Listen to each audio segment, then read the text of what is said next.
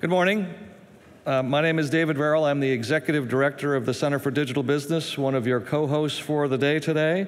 Next up is the academic keynote panel, my favorite panel of the year, because I do it every year. The title of this year's panel is, Are You Ready for the Shifting Frontier of Mind and Machine? There is no better moderator for this panel than Professor Erik Brynjolfsson. Erik is the CSAIL Professor of Management at the Sloan School.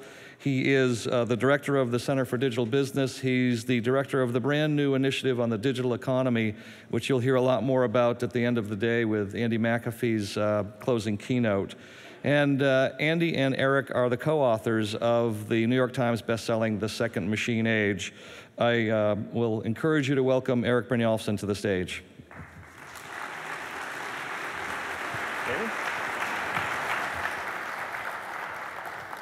Good morning.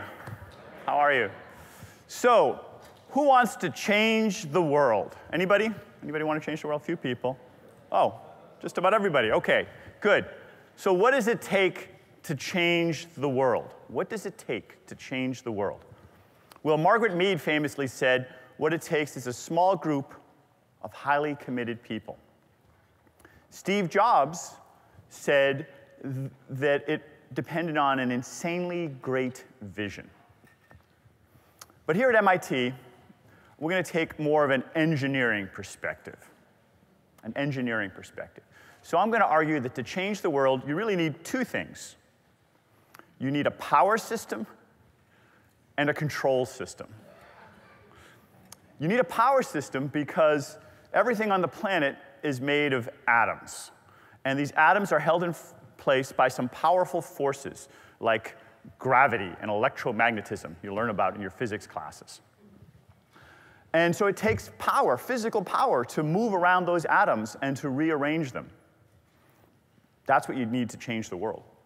You also need a control system, because a power system by itself is not sufficient. You need to know where to put those atoms and how to arrange them. That's the control system. Through most of history, humans provided both the power system and the control system. And through most of history, living standards barely budged. But in the late 1700s, Thomas Watt invented an amazing technology, the steam engine. That was the first really powerful general-purpose technology, and that launched what we now call the Industrial Revolution. Later, we invented the internal combustion engine, electric motors. These were all very powerful general-purpose technologies, and what they all had in common was that they massively augmented the human power system. They gave us much more physical power to manipulate the world. We didn't just depend on our own muscles or those of animals. We could use the steam engine and motors to move the world. And since then, living standards have been skyrocketing. We are many times wealthier than our ancestors of a couple centuries ago. So after millennia of relative stagnation, we are launched on a rapidly improving set of living standards, income, lifespans, health, thanks to those powerful technologies. Andrew McAfee and I argue that we are now on the cusp of what we call the second machine age. Just as the first machine age augmented the physical power system, we are now beginning to augment the control system, which until recently depended just on human brains. You see, a locomotive isn't very valuable without an engineer, the choo-choo kind of engineer, not the MIT kind of engineer. And a car needed a driver. But now we're beginning to have technologies like computers, software, big data that augment the control system, that allow us to not just physically move the world, but also have machines that help us decide how to arrange those atoms, how to set things up.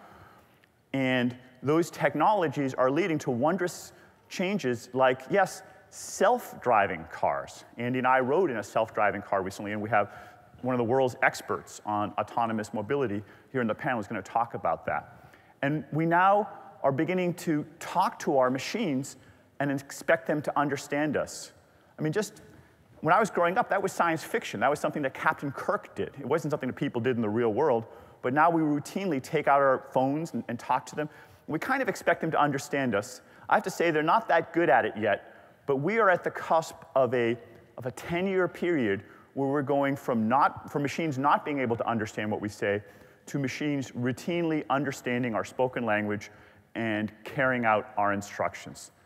When you think about that, that's a momentous thing to happen in human history, and we're living through it. We have machines that can solve all sorts of problems. They can, of course, play chess, but they can also beat the world champions in Jeopardy and solve unstructured problems. Machines are doing legal analysis. They're answering questions in call centers and investment banking. There are machines that do medical diagnosis.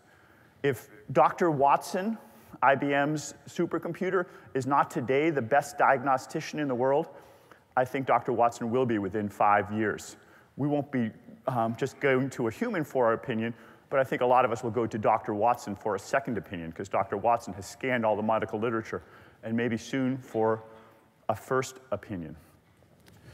These technologies that are augmenting our mental powers are having profound effects on our living standards, but they're also affecting our work and employment, income inequality. As I mentioned earlier, the physical power system required humans to be the control system. It's not so obvious what happens once we start automating and augmenting the control system, when machines start doing that. Now, of course, all through history, we've had technologies that augmented our vision and other senses. We have more recently started having more and more technologies that allow us to connect to content across time and space and tap into some of the most interesting things that are happening thousands of miles away or years or decades ago. Sometimes it's a little distracting, but people are tapping into it while also communicating with people in the real world.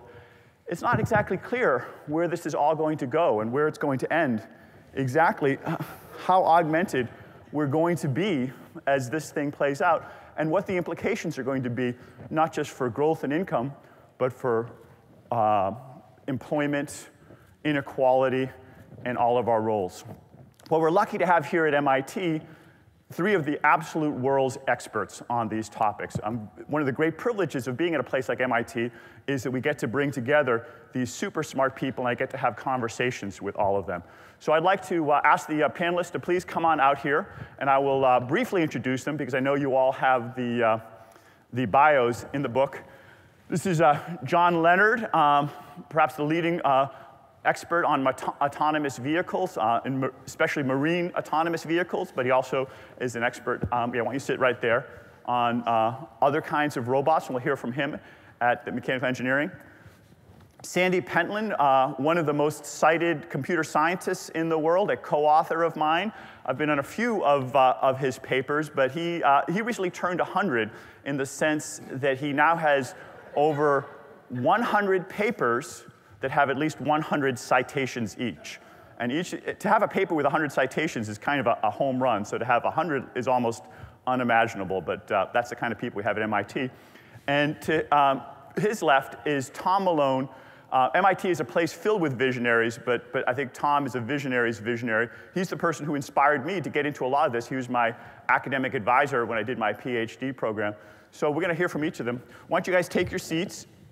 And let me start with you, John. You've been doing a lot of work on autonomous vehicles. I mentioned briefly that we rode in a self-driving car. I should say we only rode on the highway from Mountain View up to San Francisco and back. They didn't try and navigate the roads up there. Tell us a little bit about what the state of the art is in autonomous vehicles. We've automated the physical power system. How are we doing on the control system, on having machines be able to decide how to navigate through the world? Right, well, the field of self-driving vehicles is just sort of exploding, and it's being led by Google, but our auto manufacturers also have their own really strong efforts in this area. And myself, I've worked on the problem of how robots build maps and navigate through the world my whole academic life. And I really have kind of mixed emotions because part of me as an academic feels the technology might quite not be ready out there to turn loose in the real world. But then I'm just amazed by the progress of what's happening out there. And in particular, Google, just deserve so much kudos for just the vision, like Chris Urmson, Sebastian Thrun, and if you want to watch the future unfolding, you can watch it right now. They did an amazing release a few weeks ago of work on city driving and took a bunch of journalists for a ride. And so I kind of think of it as physical search engines, search for the physical world. So the challenge in driving is dealing with the unexpected and processing this huge stream of many different sources of information and knowing where am I, where's the road, and how should I get to somewhere. In fact, if we could cue the video, I have a little snippet of data from about 7 years ago when I was on the DARPA, leading the DARPA Urban Challenge team for MIT. We had a sensor called a Velodyne laser scanner that gives you 1 million data points a second on top of the car. And this is the sensor that Google's using in its cars. And so this is actually driving down Mass Ave towards Harvard from MIT. And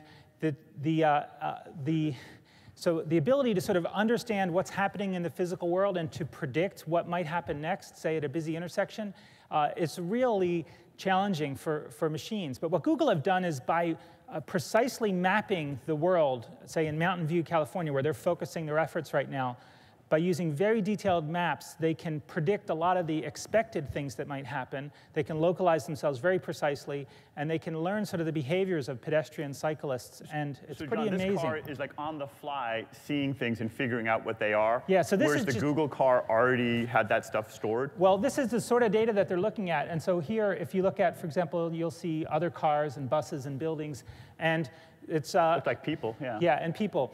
And so a great challenge for the future is to do this with computer vision, to just do it with cameras. The laser scanners, $75,000 currently, although that price could probably drop in quantity. But in a nutshell, what Google are doing is they're employing the techniques of search for the physical world, so really rich, detailed maps. And I think of it almost as like crawling the world. Like think about the ability, and you can imagine a world where we can keep track and know what is where in the world and ultimately learn behaviors and learn, for example, in shopping malls or in well, that's a great metaphor. So just like 20 years ago, they started crawling the entire web. You're saying now we would basically crawl the planet Earth and store all that information. Right, so think Street View, but many orders of magnitude more detailed. How detailed? Like, would it be able to see telephone poles, be able to see? Well, I think Google can localize their car to order a few centimeters accuracy, and so they're mapping down to centimeter level.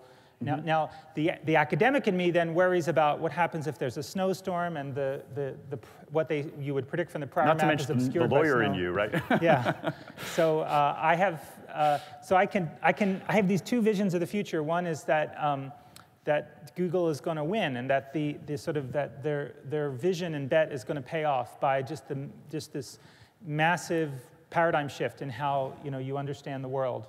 And then the other is that we're not quite there yet. Just some of the issues of really achieving a generalization where there's sort of common sensibility to understand what might happen next in a tricky driving situation. That we're not quite there yet. So I think the future, we have two paths. Well, let me ask you, so I talked a little bit about work and employment. Where do you see any jobs being affected? Do you see people changing the roles? When I wrote, it was just kind of a silly demo, but do you imagine that at some point there'll actually be either autonomous planes or cars or? Well, I think that there's a chance of a huge shift in employment. And so I've been talking to people like Frank Levy, and he's a labor economist, and we're trying to better understand this. And so I would say that maybe there's a 1 in 10 chance of a really big transformation. And if you think about 3 million truck driver jobs in the US and all the taxi drivers, et cetera. And so I don't know for sure, I don't have a crystal ball, but it does make me nervous. I think that actually that jobs, the nature of transporting things around the world and transporting people around the world may change. Interesting. Well, let's get Sandy into the conversation. Sandy, I noticed you're wearing something kind of like what I'm wearing, although it looks a little different. I know that you were actually one of the pioneers in wearable computing some years ago. I think it was a couple decades ago. Tell us a little bit about where that's going and what's changing. Since you were wearing Google Glass, I said, well, why don't I wear sort of the 15 years ago Google Glass? And this is what it looks like. So we made some progress, right? It's like, it was quite something. But that's what you had to wear 15 years ago? This is all that to power a display. This is very, very similar. This is self-contained.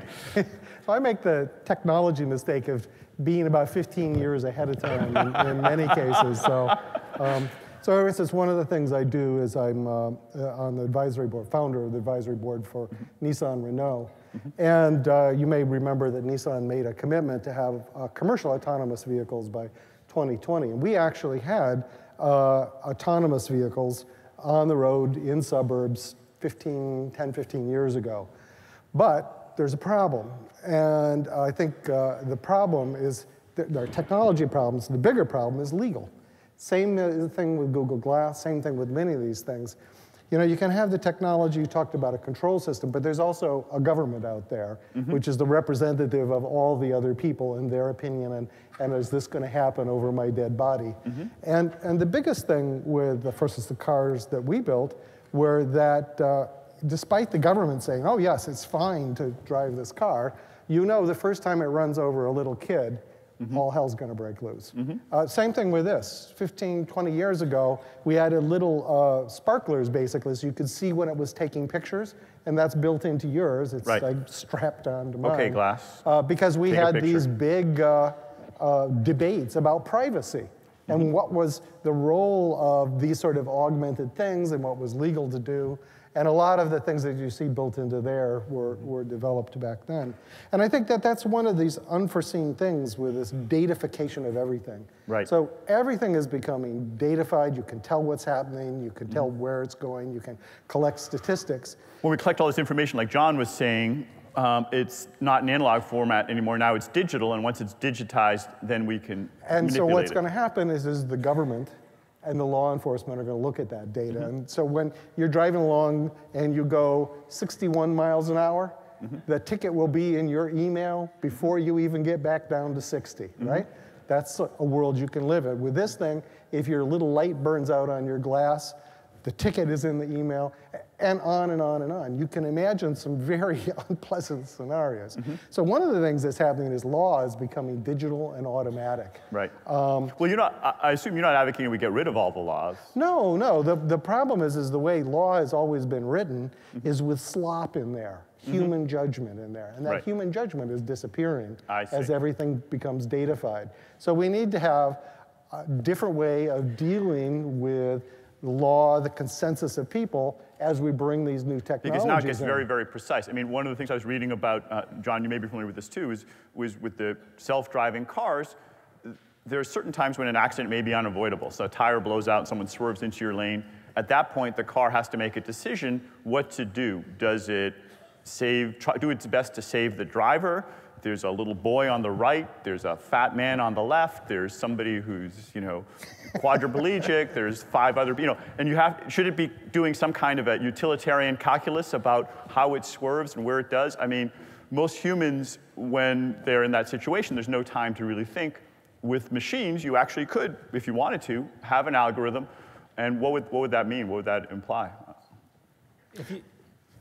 If you're interested in this topic, I highly recommend the Reddit self-driving vehicles page. Anything that shows up in the news media gets posted, and then there'll be like 30 comments on both sides of the issue he just mentioned, for example. So there's this great discussion happening, and I don't know the answer, but there are these complex questions. So the place that I see it first is around 2 things. One is sort of obvious, which is around privacy and control of personal data. So there are major movements in the EU. For instance, there's a judgment against Google about having to remove things that... just recently, last week. Recently, which had caused incredible headaches, right? In this country, there's the Consumer Privacy Bill of Rights. But you should be for those things, because if those things don't go through, it's really going to get ugly. That's one area. Another area is digital identity. How does a counterparty know that you're you? Currently, the government is the thing that certifies that with passports and so forth. But everybody and their brother, all the telcos, all the banks are getting into that, which means you end up with this situation where your identity is no longer certified by the government. The laws no longer have necessarily humans in them at all. They have to be transnational because, of course, your business is transnational and the data is transnational. And that's a really different way of operating. So for instance, this goal of having an autonomous vehicle on the road by 2020, the main thing is navigating law and not just public Whose opinion. goal is that, by the way? Well, that's something that Carlos said. At Nissan. Yeah, and we can do it, absolutely. You know, we have our own ways of doing these things, but we'll do it. However, the major force of thinking and work goes into dealing with the law, dealing with those legislature, dealing with public opinion. So will there be certain countries that you think will be where this is going to happen first? So for instance, you know, I would be willing to say that Google will not be successful at that, not because they're not the best technology, but because they're not very good at dealing with governments. Whereas a company like Nissan or some of the other ones, you know, has been doing this for 50, 100 years, and they're going to be able to pick the right countries where people trust them, they provide enough employment, they're part of the fabric, and they'll get cut enough slack to actually do things. And if the occasional person gets hurt, as will happen, they'll say, well, yeah, but that's a lot less than would have happened with normal cars. Right. So we'll give you a pass on this. 30,000 deaths on that. Right. Well, this is fine. Let's come back to that, but I want to get Tom engaged. I mean, when I was giving the intro, maybe it made it sound a little bit like it was either machines making decisions or humans making decisions, but really that's a big oversimplification. Humans and machines often work together to make decisions. Machines can augment what humans can do. Tom's been a pioneer in the work around what we now call collective intelligence. Tell us a little bit, Tom, about what that is, how we measure it, and how we can improve it. Okay, great. So first of all, what do I mean by collective intelligence? Or what do we mean by that? My definition of collective intelligence is groups of individuals acting collectively in ways that seem intelligent. Now that's a very simple and a very broad definition. By that definition, there's been collective intelligence for many tens of thousands of years. Companies, countries, families, those are all examples of groups of people working together in ways that at least sometimes seem intelligent. But in the last few years, we've seen some very new kinds of collective intelligence enabled by new information technologies. Think of Google, think of Wikipedia, think of Top Coder. Even the self-driving cars, I'd say, are a kind of collective intelligence because it's not just the computer in the car that's needed to make those things work. It's a whole network and system of other computers and other people that got all the data and all the algorithms and everything. So these are all examples, I think, of collective intelligence. And if we want to improve collective intelligence, one very useful thing would be to be able to measure it in the first place. So one of the things we've worked on is how to measure collective intelligence. In other words, not just how to measure the intelligence of a single person, or not how to make computers smarter, but how to make groups of connected people and computers smarter, and how to measure how smart they are at any given time. So as a first step toward doing that, we've done research on measuring the collective intelligence of groups of people. We've done that by using the same statistical techniques that are used to measure intelligence in individuals. We applied those techniques to measuring groups' intelligence, and what we found was that there is, for a group, just as there is for an individual, a single statistical factor that predicts how well a group will perform on a very wide range of very different tasks. We call that factor collective intelligence. And it turns out that a group's collective intelligence is correlated with the average individual intelligence of the people in the group, but only moderately so. So just having a bunch of smart people in a group doesn't necessarily make a smart group. Many of you already knew that, but here's a very precise scientific demonstration of that. But it also raises another question. If just having smart people in the group isn't enough to make a smart group, what else do you need? So we looked at a whole bunch of things, and we found 3 other things that were significantly correlated with the group's collective intelligence. The first was the average social intelligence of the group members. We measured that by letting people look at pictures of other people's eyes and asking them to guess what emotion the person in the picture was feeling. When you got a bunch of people in a group who are good at that, the group on average is more collectively intelligent. The second thing we found that was correlated was the degree to which people talked about evenly in the conversation. If one or two people dominated the group conversation, then on average, the group was less collectively intelligent than when the conversational turns were much more equally distributed. And finally, the third thing we found was that the group's collective intelligence is significantly correlated with the proportion of women in the group. More women correlated with more intelligent groups. I usually get a reaction when I say that. We got to improve our panel here, I think. Yeah, maybe we need to change our panel. So interestingly, that last result about gender, it turns out, is mostly explained statistically by the result about social intelligence. In other words, it was known before our work that women on average scored higher on that test of social intelligence than men. So one interpretation of our results is that maybe what you need for a group to be intelligent is to have a bunch of people in the group who are high on that social intelligence, and it may not matter that much whether they're men or women. But if you know nothing about a person besides their gender, you're more likely to get that if you have more women.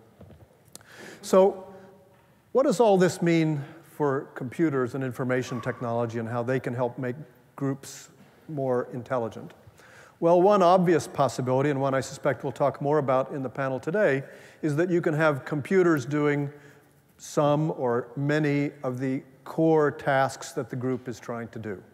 You can have computers doing calculations, doing predictions, making decisions, doing all kinds of things that people might otherwise do, and that might well improve the collective intelligence of the group.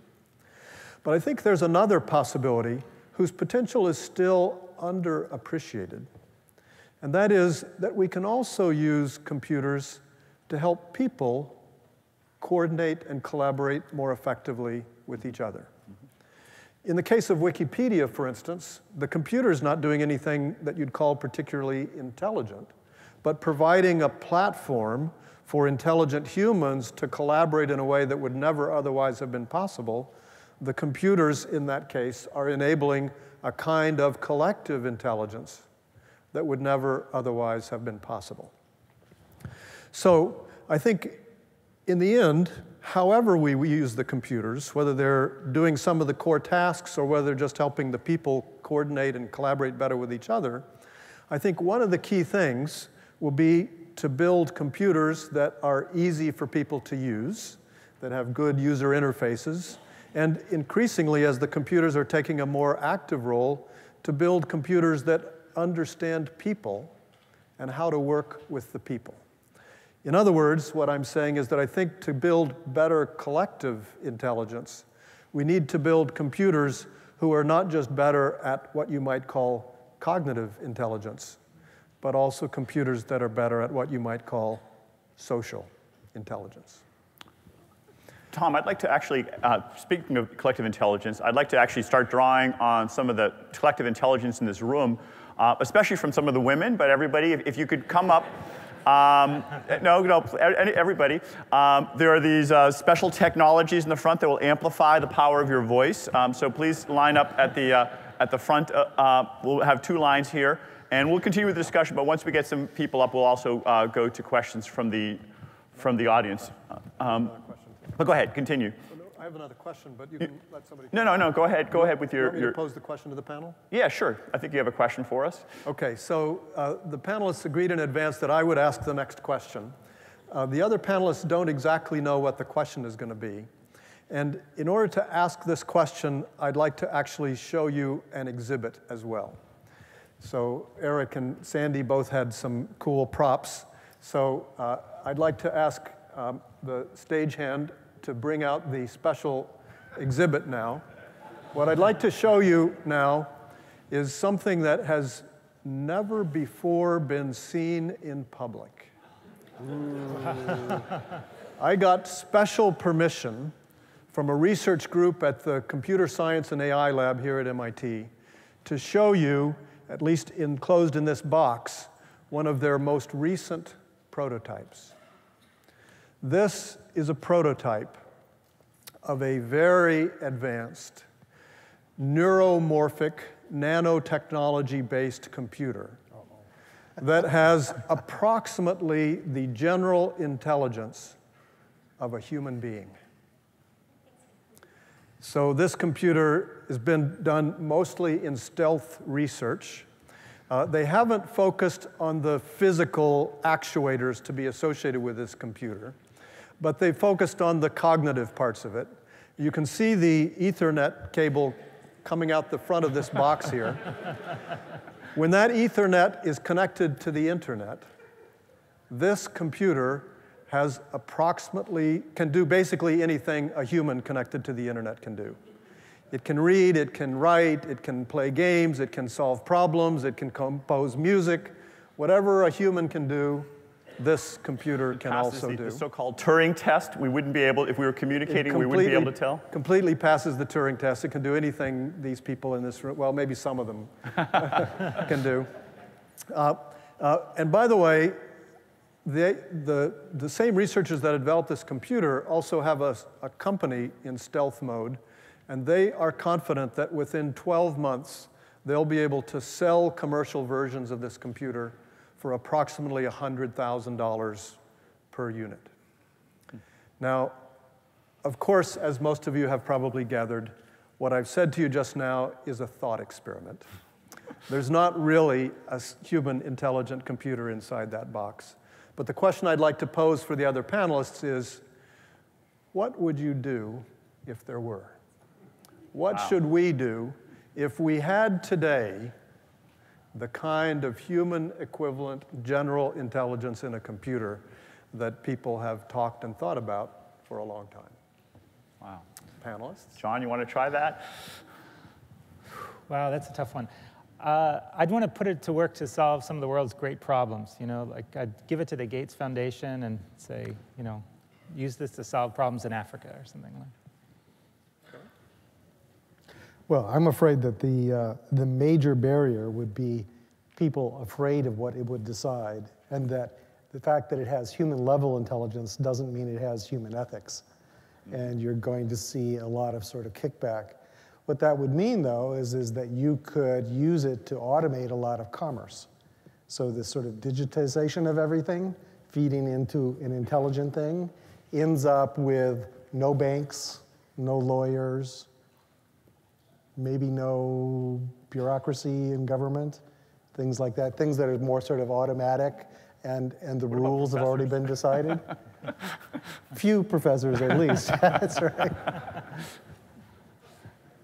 Erik, do you want to respond?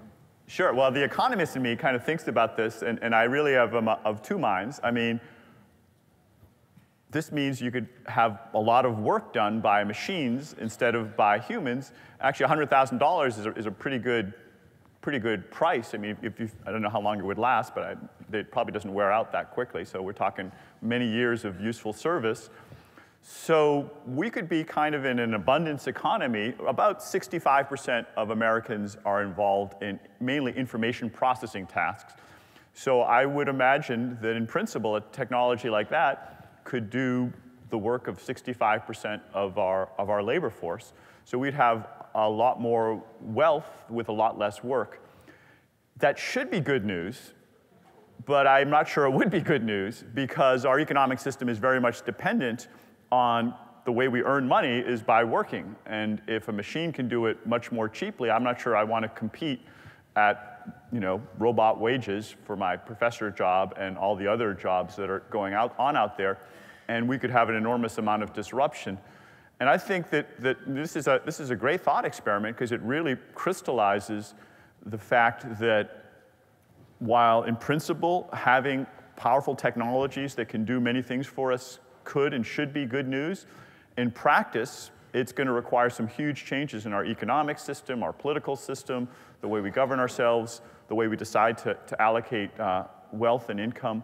And I don't think we're ready for that. We haven't really thought that through. It's probably good news that it's going to take a little while for the computer scientists to deliver that technology, because we in economics and management and business aren't ready yet. So great. I want to get responses from the panelists first. I'll give you my own thoughts, too. First of all, I actually don't think this is realistic. I expect to live another 30 or 40 years, and I will be surprised if we see what I just described in my lifetime. It's possible, but I will be surprised. I think we're going to see computers that are far more capable than humans in some ways. I mean, we already have such computers. Google, even just an ordinary calculator is better than people in some ways. But I think it's unlikely that in my lifetime, and maybe in the lifetime of most of you here, we'll see general purpose, general intelligence computers equivalent to people across the whole board. If we do, or actually long before we do, I think there's at least one thing we should do very quickly, and that is to say that legally speaking and morally speaking, every computer has a human owner who is legally and morally responsible for the actions of that computer. That doesn't solve all the problems, but at least it gives us a basis for passing laws and enforcing laws and so forth that I think will go a fair distance toward helping to solve the problems. I also think, I've been thinking a lot in the last few days preparing for this panel, that we should dust off our memories of Isaac Asimov's 3 laws of robotics. Mm-hmm. How many of you know the 3 laws of robotics? How many don't know them? So I looked them up last night. The first law is that a robot will not harm a human or through inaction allow a human to come to harm.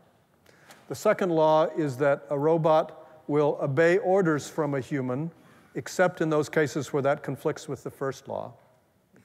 And the third law is that a robot will not allow itself or another robot to come to harm except in the cases where that conflicts with the first or second laws. Now, Isaac Asimov kind of analyzed these in great detail in many of his stories. It turns out, when you think hard about them, it's tricky to know exactly how they would apply. Yeah. But I think they're a good starting point for thinking about how we should be engineering computers long before they are human capable. And finally, my most important thought is, I don't think we should worry too much about taking jobs away, because if we want people to have jobs, we can do various kinds of legal and tax things like incentives for jobs and redistribution of income and so forth. I think what we should do is have fun and enjoy the company of these new kinds of intelligent beings on our planet. I think we could do all kinds of fun things with them and do all kinds of new science and problems and poetry and novels and games and all kinds of things. So that's what I think we should do with them. Well, thanks, Tom. I see we've got people lined up, although still looking for our first woman with a question, but let's go ahead. And we'll work with our male questioners here. Go ahead. Hi, Sarin Faibi, CMC. I have a question about a thing that it bothers me every day, the innovator's dilemma. So we all work for companies, and we have problems that the companies want to solve for their customers, and of course it's important, but there is some distance between the 2020 and beyond. So the question is about, I came here before you showed that thing, so it's interesting that it's exactly the same direction. So the question is, should we think so much further beyond the horizon, because that's sometime will become reality? I can give you an example of this, all this autonomous robotics things that I was involved 20 years ago. I built some small autonomous robots and AGVs. But until, it took 20 years until Google started to do the same thing that I thought it's my dream. It was, and now it's becoming a reality. So, so the question is, how do you think about this innovator's dilemma in this changing world in the second machine era? In terms of how rapidly it's going to happen? Or should we think how should we think? Should we think 5 years, 10 years, maybe 20 years, like Asimov? Yeah. So. Go ahead, Sandy. Yeah. What I observe is that the rate of innovation in technology is dramatically faster than the rate of innovation in governance, including management, which is dramatically faster than the rate of innovation in culture. And what that is a recipe for disaster. So that thing with the NSA and spying on people, NSA was a perfectly well-governed organization for the technology of the 1960s. And then somebody gave them this incredible power, and the governance structure didn't really change very much.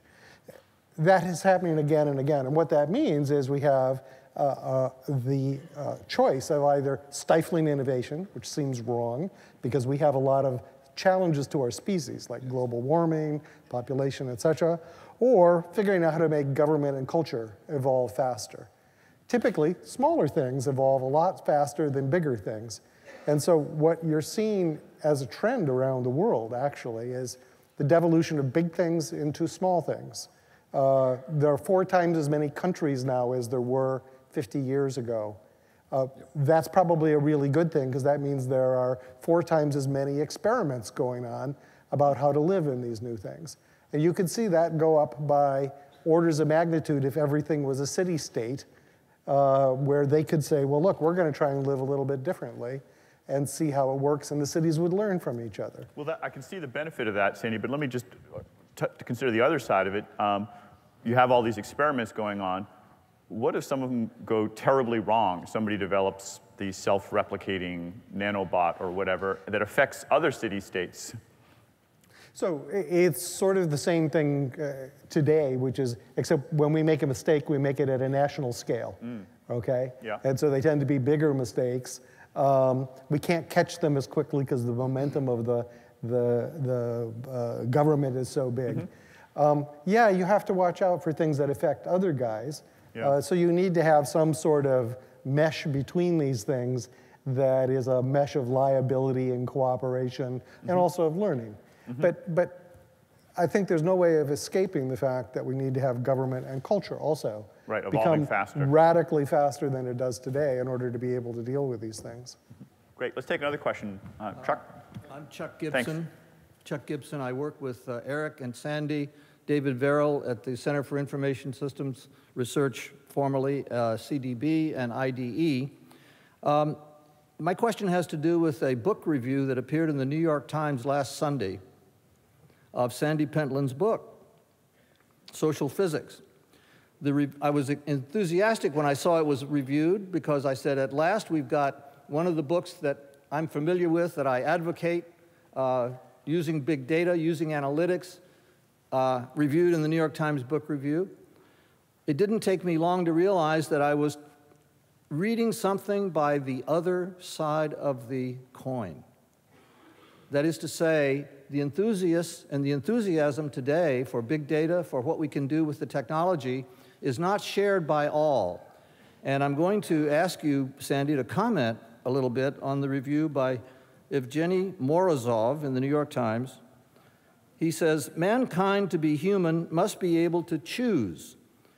To change the world, quoting Erik, to say human judgment is disappearing with digitization, to quote you just today, Morozov would say, what the technologists and big data analysts are doing is creating new things we can't choose to avoid, and thereby taking away something very human about us, including the democratic process. He goes on to say that social physics is uncritically accepting, that idea flow, quote unquote, will be a new form of intellectual Taylorism, and he concludes by saying we need to grapple with how much we want to leave to chance, to low-tech, unautomated options of democratic contestation and deliberation. So there's a lot of people out there arguing this way. What do you say to that?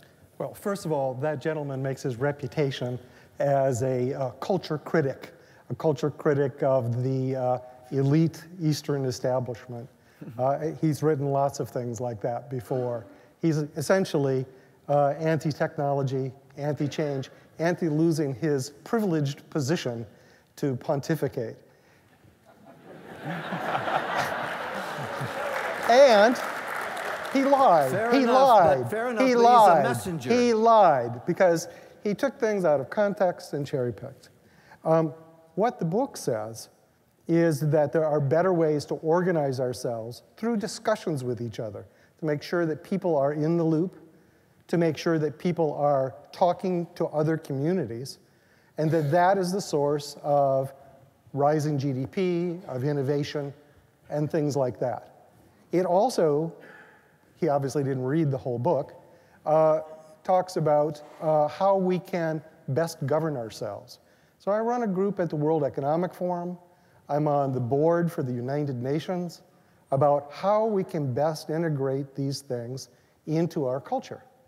And that's a discussion that has to happen between lots of people, presumably honest people, unlike the writer of that review. Well, yes, it requires that sort of thing, and it's been the reason that I've been bringing up this notion that as things become digital, they interact with the law in a way that is unfortunate. If you actually had a full sort of digital measurement of what we as individuals here are doing and have been doing, and you applied the existing law to that, we would all be guilty of federal crimes, every single one of us. Well, clearly there's something wrong about that. And clearly there has to be a discussion. So Sandy, he's not the only one, though. I think that you see a backlash. I mean, sure. Out in San Francisco, people are throwing rocks at Google buses. There are people who are neo-Luddites who think we better stop the technology. Here in Cambridge, they tried to ban Uber, the limo service, from operating because it would take away jobs from taxi drivers. So there are a lot of people who have a knee-jerk reaction against the technology. And I should say, it's not entirely unfounded because there are people who are being left behind. Not everybody is benefiting from the technology. Now, you said earlier that's not the right response to try to stop the technology, and I couldn't agree more that we don't want to stop the technology, but we also need to think about, as you're saying, ways that we can make sure that the growth is more inclusive, that people are participating. Change is unpleasant for everybody, and that's a lot of what you're seeing is change and the fear of change, and that's wholly justified. What people tend not to forget, and people like this writer, is that today there are millions of people per year who die because most of the nations of the world don't have data about where the water is good, how the health services work, and things like that. That's what I'm doing with the UN, that's what I'm doing with the forum, is figuring out how can you save those millions of children. And I'm sorry, that's more important than some unpleasantness of an elite New York writer. It just is. Now, what happens, though, is it's bad when you get people who are uncritical about making money, for instance, like in an organization like your corporations, applying things that are sort of inhumane. That's the reference to Taylorism. You know, I find it sort of appalling that people watch the email inside the companies. I think you ought to have the freedom to talk to your friends wherever you are, and so forth. So there's this notion that the leash is getting shorter. So we have a lot of people lined up. Let's try and get through them. Thanks, Chuck. Let's try and get through them quickly. Give us a question and keep it short, and we'll get through as many people. Why don't we go right over here? So my question is addressing the issue of having fun with technology. Looks like you're having fun there. Yes. I'm a senior principal data scientist, so I have fun with data and with new technology. So my question is, how do you get people on board who aren't so interested in having that kind of fun? Who's not interested in having fun? You would be really surprised. In a way, that's the same question. There's a lot of people that are afraid of confronting these issues and getting involved with these issues. It's not fun to them. So maybe my question is more oriented at other technologists who find this kind of stuff scary or maybe not useful. So, John, why don't you weigh in? Well, I would go back to, I really appreciated Tom's point about improving the way that humans and computers interact. And I think, my wife, for example, is very readily frustrated by things that this should just work, and why is this not working? And I'm an MIT professor, so it's kind of my fault. And I think that she's right. I mean that we need to make the user experiences better, and some newer is not always better. Sometimes they get worse, and so that's I think part of the answer. Yeah, not everyone thinks it's fun to tinker with electronics. Just to elaborate a little more on what I was saying, I think you're right. Some people are very serious and sourpusses and grumpy, like maybe the reviewer of Sandy's book here. But I think a lot of people enjoy having fun, and I think part of what I was trying to say is our thinking about these things is often very serious. We think about, what is this going to mean for jobs? What is this going to mean for this, for that? And I think I'm suggesting we need to open up our thinking to the fun possibilities that these new technologies provide, not just in the science fiction future, but all along right now. And I actually suspect that just as things like farming, which used to dominate most of our economy and now is only 2%, manufacturing used to be dominant, someday maybe 2%. I think the remaining 96% or whatever it is may be very largely what you could call entertainment. So I think we may be spending more and more of our G&P on enjoying ourselves in various ways, some of which might be quite serious, like solving world's problems, but they're what would previously have been considered fun. Good. Let's get some more quick my questions. Point about innovation is there will be communities that don't want any of this, and that's fine. They should try to live that way. There'll be communities that are way enthusiastic, and they may run into a brick wall. The communities will learn from each other over time, that some things work well and other things don't. And it's very hard to predict ahead of time what's going to work. Right here. My question is not about technology at all. My question is that as we are listening to the panelists over here about the second machine age and the pace at which the change is happening, I've got a 14-year-old son. What message should I take back to him after this conference is over? How should he or other kids of the same age prepare for the future? Because there is a big lag between industry needs and the academia, what they can train students for. So I'm right now confused. What message, how can I help my child paint the vision for future that he or she should focus on so they are ready for tomorrow? Great. Let's get some advice. I think it's a great question. I have a 13-year-old son, and I think that I would say things like Khan Academy and things like Audacity and Coursera, the online learning, to just sort of try to MIT. Yeah, MIT edX, and I think we need to develop a passion in our young people to do things that they're passionate about, and so I think that I would definitely say you need to be a lifelong learner and just to try to find what you're passionate about and pursue that. So I know what I do with my 17-year-old and 14-year-old is I've insisted that they become, first of all, literate in the computer sciences and things like that, because that's clearly understanding it, not being a computer programmer, but understanding it deeply is something that's going to be increasingly valuable. And also that they think of themselves as entrepreneurs. And there's many ways to do that. It doesn't mean starting a company, but as people who create and are the captains of their own ship, because they're going to have to be captains of their own ship. I think they'll have a lot of fun, in the sense that this lady was talking about. And some of it will be good fun, and some of it will be more than a little scary. I mean, the background to all this, though, you have to remember, is that as a species, we're not doing all so well. We've got global warming, we've got war on the horizon, we've got lots of people dying in lots of parts of the world, we've got a massive overpopulation, we've got lots of pollution.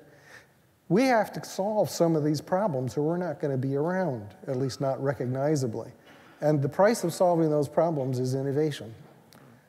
Even if you believe in purely sort of green power types of things, that means giving up a lot of what we're comfortable with today. So we're in for interesting times because we find ourselves at the edge of many precipices. So I have a 22-year-old son, and when he was 14, I thought that he had creative tendencies, and I tried to encourage his creativity for reasons that I think are good. I think the future prospects for people who are good at following orders and doing very carefully the things that somebody else told them to do, the prospects for those kinds of jobs are less than they were in the past because, as Erik and many others have said, a lot of those jobs, or at least more of those jobs, will be doable by computers. And while computers like this one may someday be as creative as humans, I think that's further in the future for sure. So I think for the medium term, there are probably more opportunities for humans to do creative things like starting companies or other things than the more routine or routinizable things. So I did encourage my son to do that. Perhaps in part as a result of that, he's now an art student. And, and I'm hoping he'll be able to find a job. Thank you. Let's get 2 more real quick questions. Why don't we just ask both questions, and then we'll answer them. So first you. Is there a poll on whose question gets answered? No. Well, I'll leave it to the panelists. They can hopefully try to answer them both, but perfect. They have free will. My network theory, social physics, and collective intelligence have shaped a lot of things and have created a lot of value in a lot of domains. So based on your research and your collective findings, where do you see, or how do you think that this would influence government and policy making in 2015 or 2020? Okay. Everyone got that? Let's get another question. I responded to your call for the representation of social intelligence, so here I am. You know, I think we all know that innovation and disruptive technology is what has reformed us, excuse me, and evolved us. Excuse me, I have allergies. But the misalignment problem is not trivial. As you all pointed out, technology is out the gate, but we have governance and culture and all of those not lining up. And I want to sort of wonder how we can leverage the collective intelligence piece and get the discussion out to the broader participants sooner rather than have, you know, corporate intelligence dominate and maybe the technology is withdrawn rather quickly, because I agree with you, there are plenty of global problems that need attention. But I'm worried about the to-market journey of many of these wonderful technologies will be disrupted, pardon the pun, because we haven't done the collective intelligence piece. We have the tools to do it, so I was wondering what your thoughts were on aligning as an objective. Great.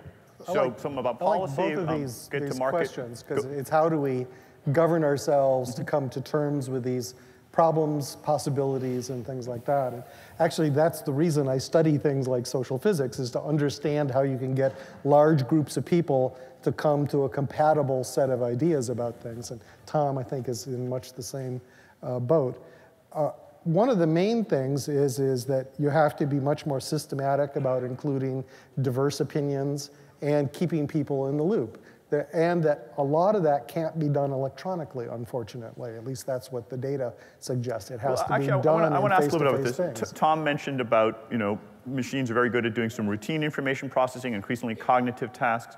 But how about social intelligence? Haven't you done some work where machines listen in on people's voice intonation? And I read about machines actually being better than humans at identifying people who are in genuine pain and not in pain. Are we also going to be ceding the social intelligence ground to machines?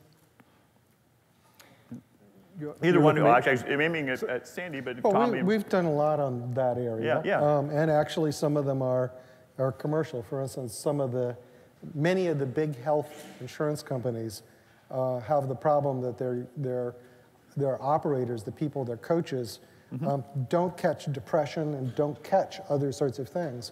And so it turns out you can build computers that flag when they should be being warned about the person they're talking to being depressed, so that they can deal with that. So that is indeed a type of social intelligence. And the machine can do that better than the human operator can? Much better, yeah. But because the human operator is so busy trying to take care of the primary problem, like diabetes or congestive heart failure, that they miss these other things. But the thing is that people's behaviors seem to be something that is not driven by rationality. It's driven by examples of people like you. When you see people like you experimenting with something and seeing that it's good and getting approbation, you almost unconsciously begin to adopt those things. So our habits are rather different than the thoughts that we have and entertain all the time. And people try to do that. They'll give you a reason to stop smoking. It'll kill you. It has no effect on stopping the smoking. But if your buddies stop smoking and they get patted on the back, it becomes much easier. So that's what I meant actually about the face-to-face, is that you need to have these sharing of experiences between peers, between other humans. That could be mediated by computers. But the way we evolved to learn seems to be through examples from other people like us. And I have yet to see places where you get the same type of effect through computer interfaces. Tom, John, you want to weigh in on either or both these questions? So I'll weigh in on several of these things. First, your question of social intelligence and computers. Of course, it's possible for computers to have certain kinds of social intelligence, and I think we should be trying to give them more and more. Of course to you, but I think a lot of people would find that surprising. Okay. But I think we're still a long ways from computers having all the social intelligence of a human being. The answer to both of these questions, in some sense, I think is kind of the same from my point of view. I think as technologists, we often think of, well, our focus is the technology, and then there's all this other stuff about society and politics and culture. One of the things I like about the phrase collective intelligence is that it expands the domain of focus.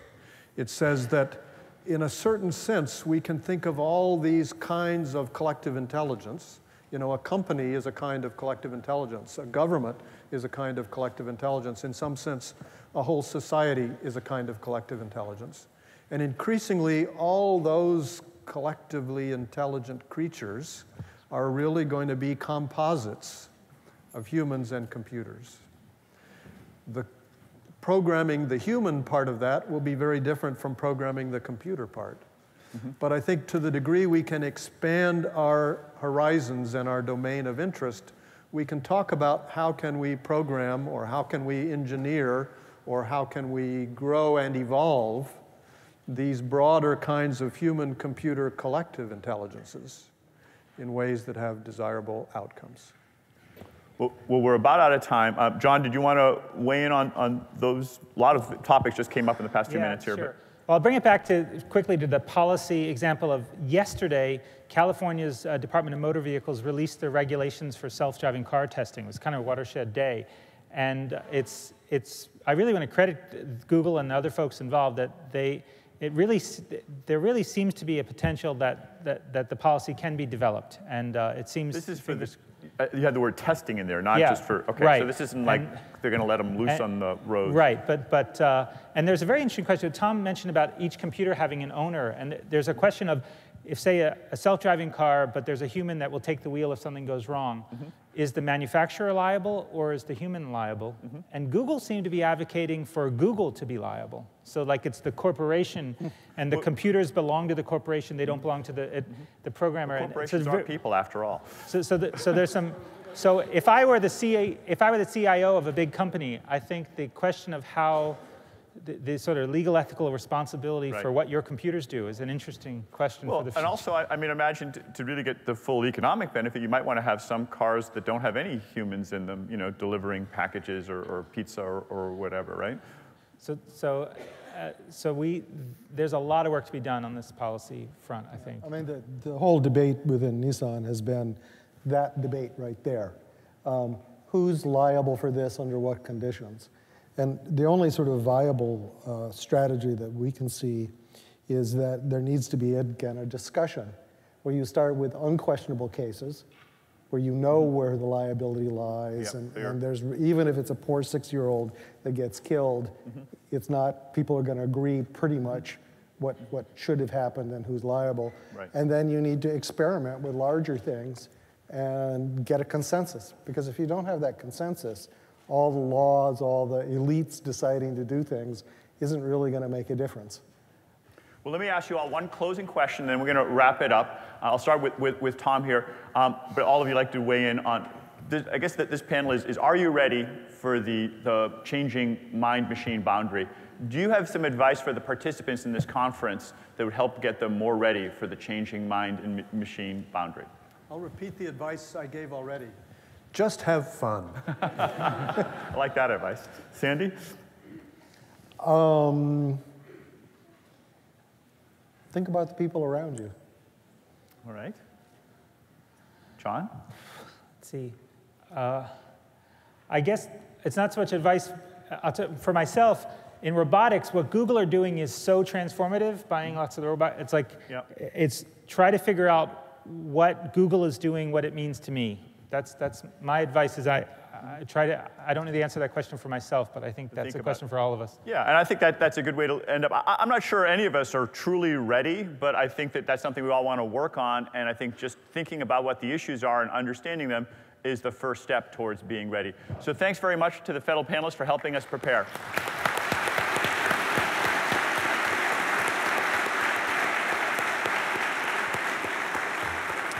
Thank you, Erik, Tom, John, Sandy, thanks very much.